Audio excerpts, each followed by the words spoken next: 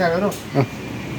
म आज 24 IRH 9 को ऱ्याम अपडेट गर्न गइरहेछु। जस्ट यसलाई सानो यसरी तान्दाखेरि खुलियो भने खुलिहाल्छ।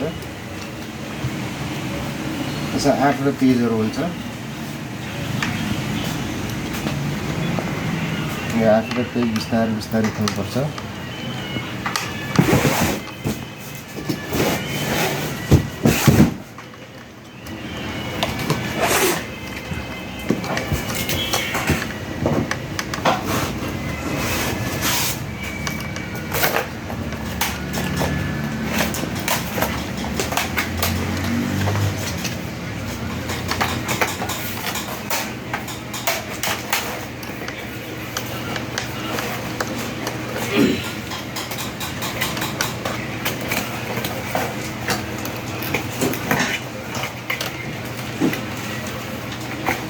यो एलबिडिएस के हो त्यसमा कम राखेर राखेको छ। बिस्तारै खोल्नुपर्छ।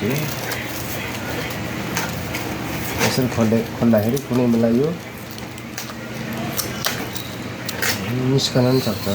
मैले निकालेर देखाउँदैछु। यसरी निस्किन्छ।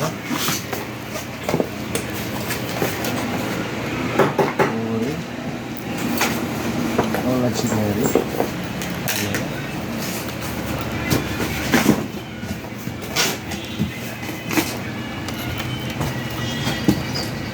यसरी तान्यो भने ठ्याक्कै निस्किन्छ। यस्तो हुन्छ। ऱ्याम निकाल्दाखेरि दायाँ बायाँ तानेर यसरी निकाल्छ। 16 GB यसको ठाउँमा हामी DDR5 8 GB ऱ्याम राख्न गइरहेछु। यो 52 MHz को हुन्छ।